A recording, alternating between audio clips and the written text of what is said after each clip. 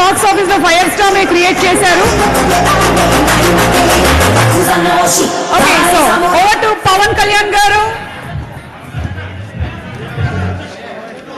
దయచేసి కింద కూర్చోండి please. Please all of them be here. Yes, all of them be here. Hey Bob, what up?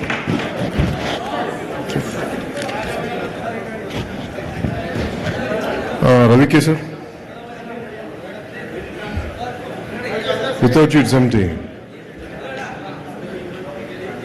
కొంచెం clear చేయండి దయచేసి, అంతా కొంచెం clear, make it clear.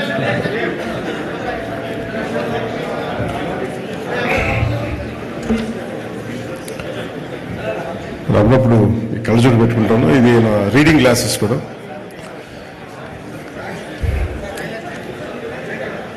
Please settle down fast please. Harish settle down, కూర్చోండి ఎంతసేపు.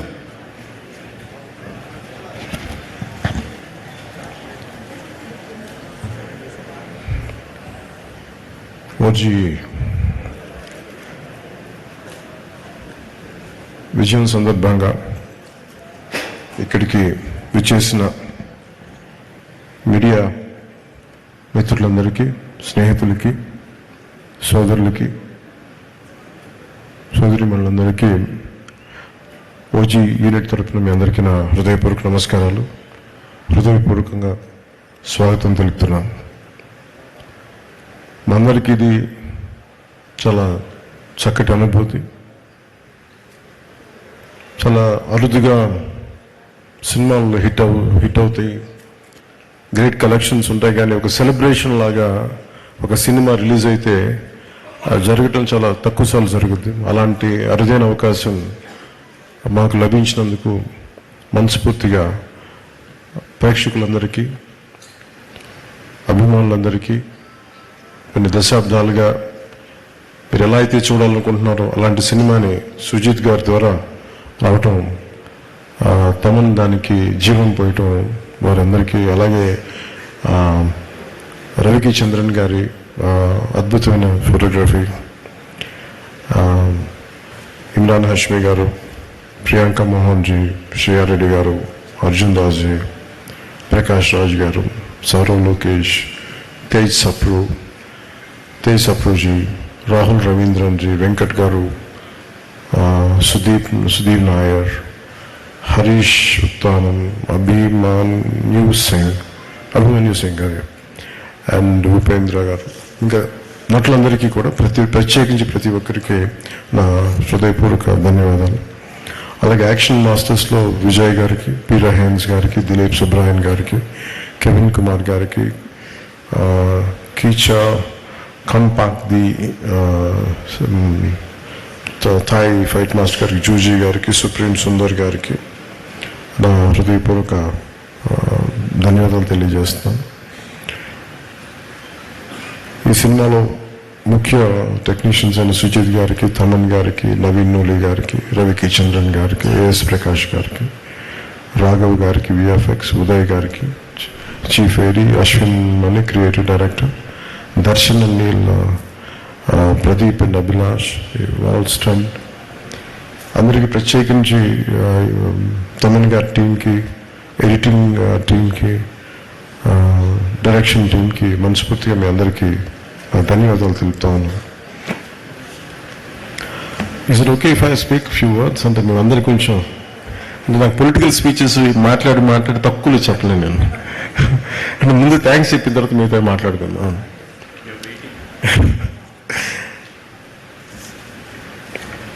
ఫిల్మ్ నాకు ఎప్పుడు మేబీ పాలిటిక్స్లో ఉండొచ్చు,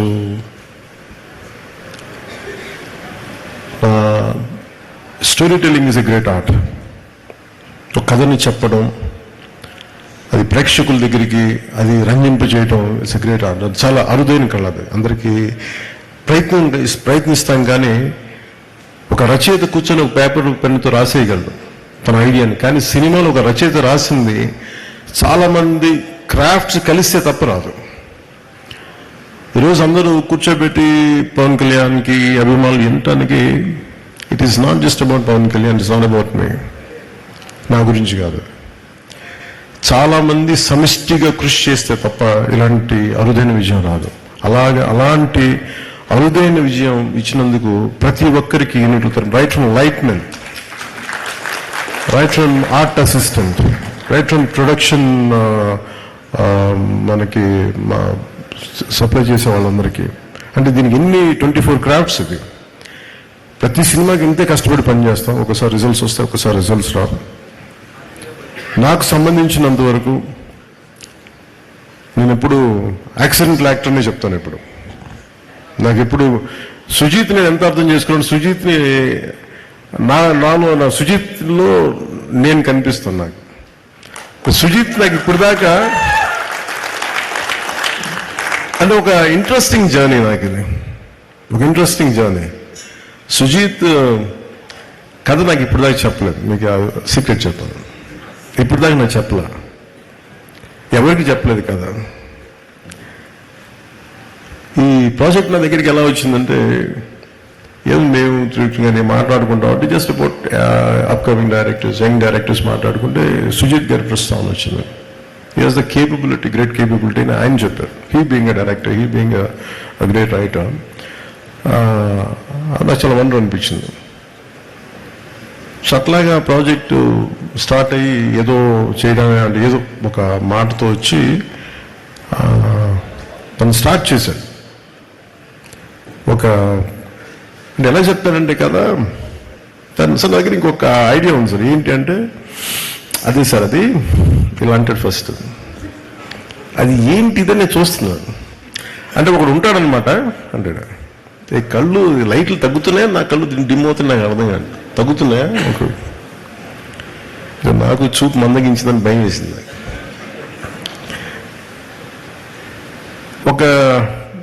అంటే ఇప్పుడు ఉదాహరణకి సార్ బ్యాక్ స్టోరీ సార్ అంటాడు. అన్న నాకు 5 నిమిషాల్లో నాకు నాకేం చెప్పాడు, విజువల్ ఫ్లో చూపించాడు, ఒక విజువల్ బుక్ చూపించాడు. ఇట్లా ఉండొచ్చు సార్ పాసిబ్లీ ఇదే థాట్ అని. అందులో ఏంటో ఒక సమురాయ్ కత్తి ఉంది, ఒక జపనీస్ డ్రెస్ ఉంది, ఒక గ్యాంగ్స్టర్లు పట్టుకున్న తుపాకులు ఉన్నాయి. ఇప్పుడు దాంట్లో డైలాగ్స్ కూడా ఏం లేవు, ఓన్లీ విజువల్ ఉంది.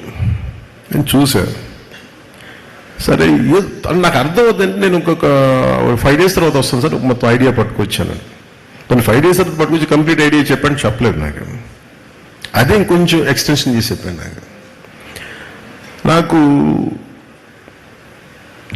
అంటే ఆ థాట్ చూసి నేను ఆ రోజు బుక్ అలా ఏదో ఫ్లో పెడితే నా కొడుకు వకీరా ఆ బుక్ చూసి క్వైట్ ఇంట్రెస్టింగ్, చాలా ఫ్యాసినేటింగ్ ఫీల్ అవుతున్నాడు. తెగ చూస్తున్నాడు, ఇది చాలా బాగుంది, ఇదే ఇదో ఇంట్రెస్టింగ్ ఉందని కాన్స్టెంట్గా అడిగింది. అప్పటికి రాశాడు ఓజీ, ది కాలింగ్ ఓజీ అని. నాకు అర్థం కదా.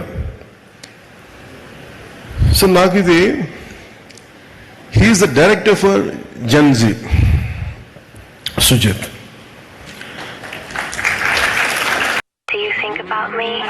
Don't do it for the drama, don't do it for the fame, don't do it, do it, do it. Valentine Soda, stay true.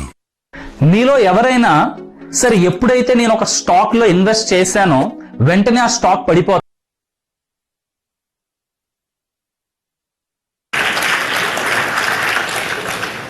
అంటే టఫ్ ఫిల్మ్ మేకింగ్.